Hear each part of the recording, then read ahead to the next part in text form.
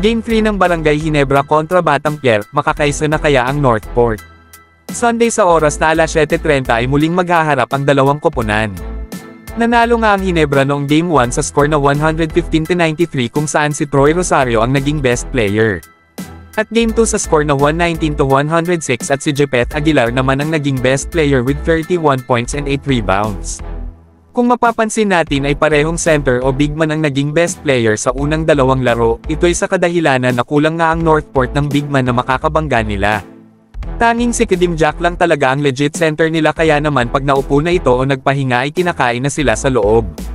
Nahihirapan din umatake ang Northport sa loob dahil sa height at length na meron ang Barangay kaya usually ay sa transition plays talaga sila nakakascore. Pero sino nga kaya ang mananalo sa Game 3? Para sa akin ay makukuha pa rin ng Barangay Ginebra ang Game 3. Halos parehas lang kasi ang nangyari sa unang dalawang laro na third quarter pa lang ay alam mo na kung sino ang mananalo dahil sa puro tambakan ito. Makikita mo dito na hindi pa rin talaga nakapag-adjust ang Batang Pier kung paano sila didepensa at makakakuha ng opensa sa Ginebra. Isang malaking rason pa dyan ay ang pagbabalik ng isang Jeremiah Gray na makakadagdag din o makakatulong sa opensa nila kaya naman mas madaming threats para sa Barangay. Napabalita din ang 1 hour late ahead of time na pagdating ni Kadim Jack, mukhang may personal problem nga ito na kinakaharap kaya naman hindi malayo na makakaapekto ito sa laruan niya at maging sa mga kakampi niya.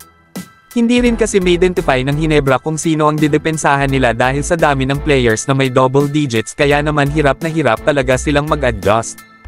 Hindi pa kasi pumuputok itong si JB pero tambakan pa rin sila kahit limited minutes lang ang meron nito. Gusto na din kasing tapusin ng Barangay ang serye para makapagpahinga naman sila lalo na 2-0 na din ang TNT kontra sa Rain or Shine. Kaya para sa akin, Ginebra para sa Game 3, 3-0, ikaw idol, sino sa tingin mo ang makakakuha sa Game 3?